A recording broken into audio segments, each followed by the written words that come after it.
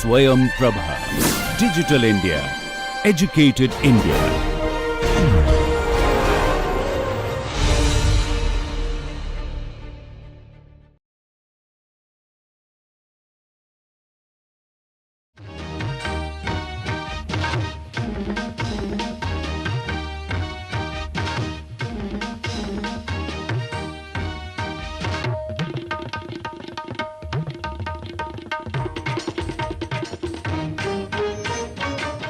Going back to the civil rights movement, the history of the civil rights movement in US in the 1950s and 60s, the movement where she says is the pre-social media era, pre-internet era, where organization, building an organization, slow building an organization plays a major role. She says that these civil rights movement activists knew that television coverage was crucial to a movement, and so they would try to reach out. So, in fact, activists and others, there is this process of producing press releases, right. Every evening they would send out press releases to various newspapers or to television channels, inviting them, or hold press conferences.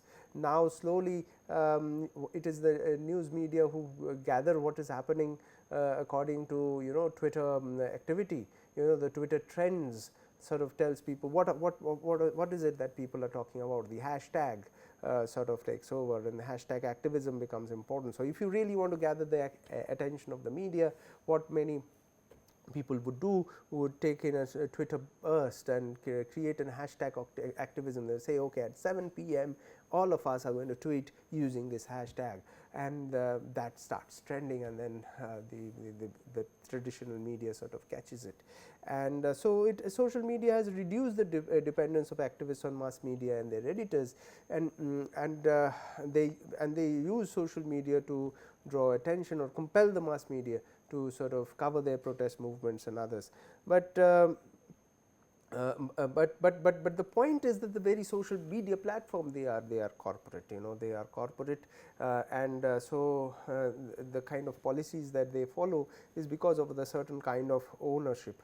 These are owned by the founders, whose individual ideology of the owner of that platform plays a very important role, and sometimes they can make, because this is a privately owned thing. So when you use WhatsApp or Facebook, the owner actually can decide what the rules are, and say that, okay, I will allow this or I will not allow this within the ambit of the law, but can create something more than the law.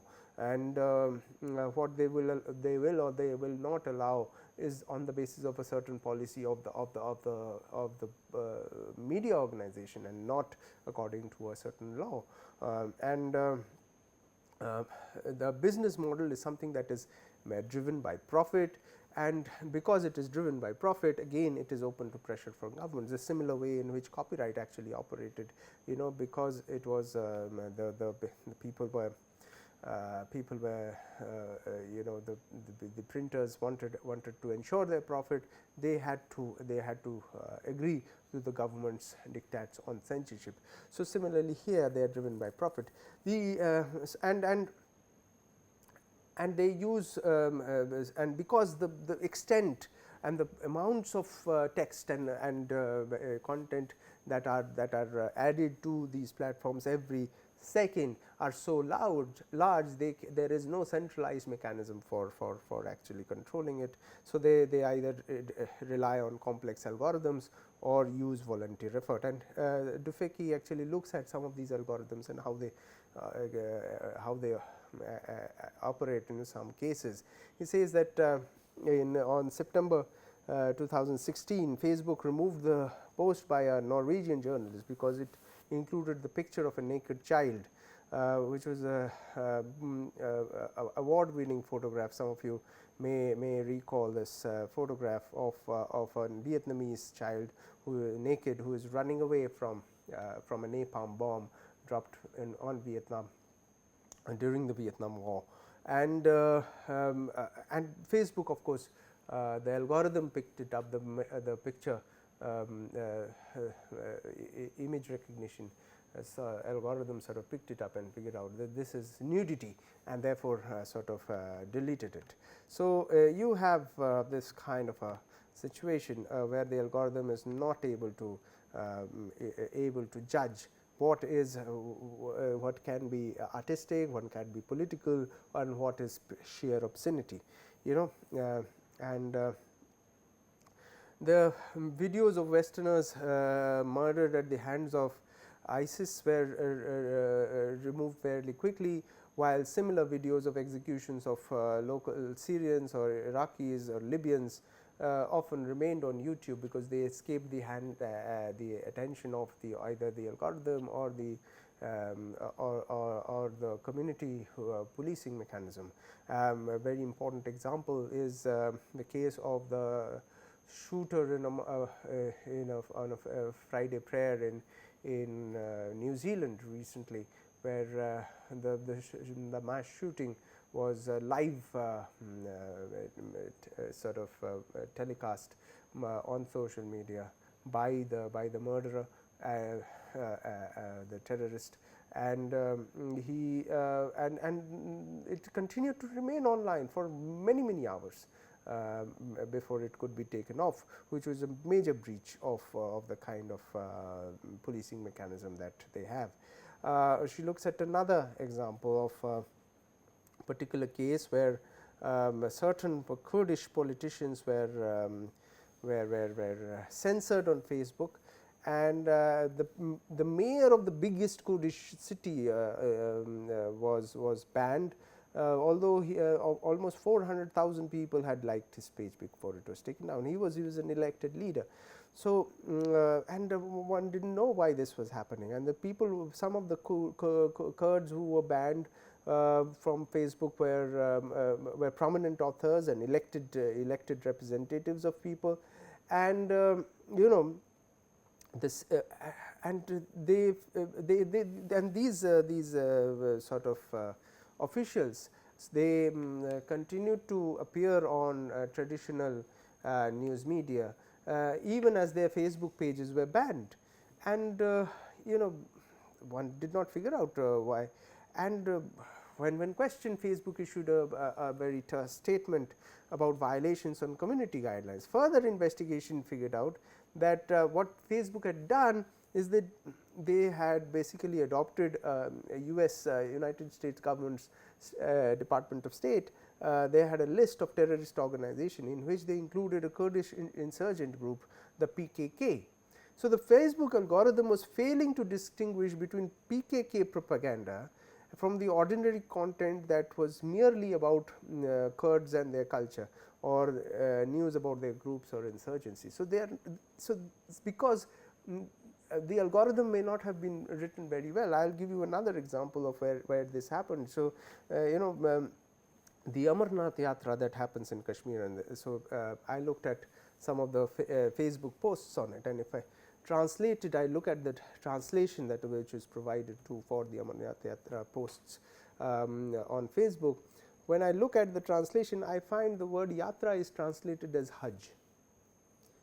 Now, obviously, what is happening is that there is maybe the Bangla that they are speaking that they are using, where pilgrimage, yatra is in this particular case is a pilgrimage, and pilgrimage in the dominant use of the Bangla language, which is from Bangladesh, is the word Hajj, and the algorithm is not able to distinguish between the two forms of pilgrimage, and therefore sort of translating Yamarnath Yatra to a Hajj, and so these kind of things do happen, and that they can have very serious effects. And this algorithmic control which he talks about, and this is where I want to talk about. If you look at Facebook, there are two kinds of feeds which can possibly there, and that is the browser interface of Facebook. You can either look at the latest feeds, or you can look at the news feeds, and you know, the top feeds, and it's usually the top feeds which are the dominant ones, which is default. And in fact, on the mobile interface, I find that there is no option to change the option to the latest. So, what does this do what is happening, and this is something that we discussed, when we look at Google News or any other such platforms, or even on Amazon. What they do is that they try to study your own behavior and figure out what are the kinds of things that you like, and try to push that kind of content more towards you. What is this? Therefore, because on platforms such as Facebook, the longer that you keep watching, this is called clickbaiting. The longer that you keep stick to the page, the more likely that you will be watching some of the advertisements, the longer time you spend on it, and that would mean more revenue for the particular house. So, so profit becomes a very important motive, and what it does is that it motivates the platform to sort of keep pushing content towards you on of content that you were already viewed earlier, and this creates what is called a filter bubble.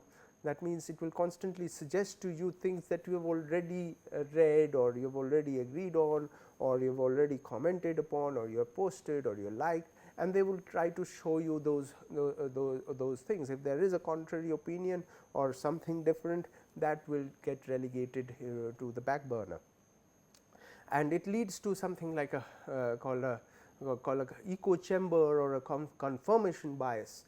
That reinforces one's own sort of biases, and they get amplified, and you would say think that is the only thing that the world is hearing, that we are hearing around. And what we find is that this is sort of similar, but at a much mega scale, so infinitely more significant, is that we had when we had talked about the various manuscript circulation channels or oral circulation channels, where the community which is reading a certain manuscript is a very small one, and that leads to a certain kind of confirmation bias. So, once again we find that the human behavior is moving away from the analytical. When we looked at Nicholas Carr's idea of distracted reading, we looked at how in case of distracted reading, the mind is no longer able to analyze and understand and comprehend. But this is another aspect where analytical or rational ways of thinking are sort of moving into the back burner, because the world that is around us, we only see, we only note that which we already believe in. The assumptions our assumptions are thrown back at us, because the platform is chasing our page view time, and wants to keep us on the platform all the time. That's what the algorithm is controlled. So, Facebook does not show everyone everything, and the algorithm is according to company priorities, not exactly. So, if I post something, I cannot be sure that everybody who is watching my feed will actually get to see it.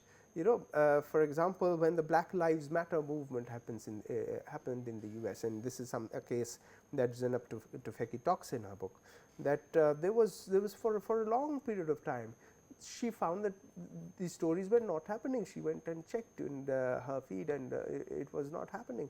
Whereas some journalist friends told her that this is something that is happening. And what she realizes is that though people were posting about it, it was not showing up on her feed. The feed was talking about something else. All right. So, this is so obviously the algorithm is playing a role to downplay certain things. It could be the political bias, it could be a filter bubble, it can work. And once a story is buried, because people haven't seen it, it doesn't gather the likes, it doesn't gather the shares, and therefore it gets increasingly hidden. So, there is a certain kind of a network phenomena that takes place. So, the visibility of posts is enhanced by the algorithm, by likes, by controversy, for comments, if there is a discussion happening on it. So, if so posts which are trolled, which are attacked by trolls, are the ones which are likely to be more visible, because obviously there is a lot of activity, more people are visiting. So, the status sort of goes up. Okay, so these so he says this is the way algorithms can work and operate, and one needs to be slightly careful about them, right. And the final thing is that she also talks about is that about the network externalities, that the network effect is something that takes place, because the more an audience, so sometimes there are people who try to stay away from a certain platform, that I will not have a Facebook account, or I will not have I will not use WhatsApp. A lot of people try to leave these platforms that they are not able to, because if the real action is happening on a certain platform, that platform becomes more important. In fact, this is a very important example. You see, we looked at how Google is a very important almost public resource today, because they are able to provide so many platforms, so many applications, which in an interconnectedness sort of provide a enormous amount of utility, right, which other companies are not able to match. Some of the companies may actually have better technology in certain areas, but still they do not have the kind of linking with other applications, and therefore their effectiveness gets reduced. But one area where Google did not succeed is the social media. Google tried, Google originally had Orkut, which was really the most popular in India, at least, platform before Facebook took over, and everybody just moved to Facebook straight away. Google tried to launch Google Plus, but it didn't work. Why is that? Because this is the network effect. And the network effect, more the number of audience a particular platform has, the more it is attractive for the user. And so obviously sometimes this has been translated. So Facebook managed to sort of rule over MySpace, or Google became the most important search engine over the other popular search engines of their times, Yahoo and Alta Vista. And what they do, these companies, once they have these the network with them, is that they collect enormous amounts of user data, and what they do, and they are financed by ads, and so they get very low revenue from individual ads. So the larger platforms can break even, the smaller platforms cannot break even, and because they target these ads based on user data. So the larger base that you have, more that you can earn. So for a certain ad is very cheap. And the way these ads, if you traditionally, if you paid, if you published an ad in a newspaper, or if you published an ad in television or a billboard, it is not on the basis, there is no user feedback. So there is no way that revenue can be collected on the basis of how many people have actually looked up at that billboard, right, or how many people are watching that television. That is only a guesstimate. But in the case of the internet, because it can be pinpointed how many clicks a certain ad has, or how many times that ad actually appears on a certain person's page in front of their eyes, is something that can be located. And therefore what they do is they have the price of each ad is very low, and you have to pay more if you get more clicks, which and therefore smaller platforms find it very difficult to break even at that kind of competition. And the kind of so this kind of data is used for gatekeeping, to control user experience and decide who gets people's attention. And the fact also is that these algorithms keep changing, and these algorithms keep changing. So each time you have to learn some new feature that is coming in. So it is very difficult for, so the user has to constantly adapt, the creator of the content has to constantly adapt to this kind of changing mechanism.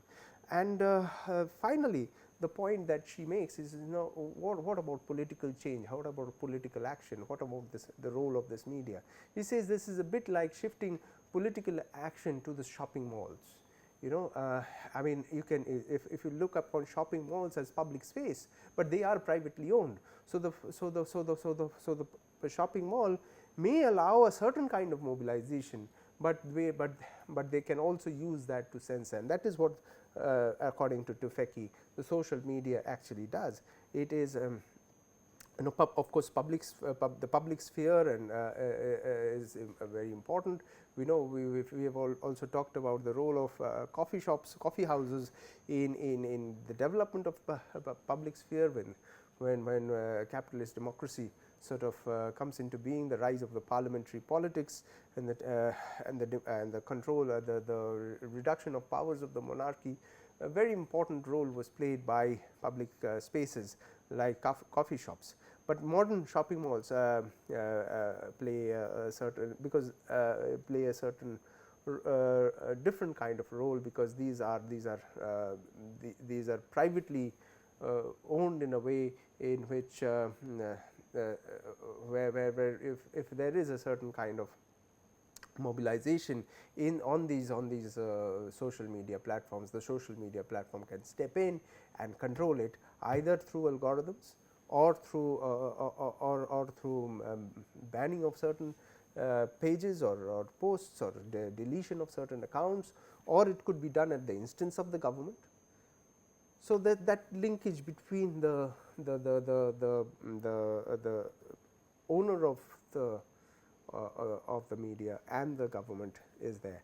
But the other way that the government can of course control, or many governments can seek to control the content on these social media platforms, is through sort of creating these large interventionary groups which would dominate the conversation on the social media by posting fake news or raising frivolous questions or trolling and various other kinds of activity. So that is Tufekci's essay discusses some of the natures in which social media content can be monitored and can be influenced in the current day.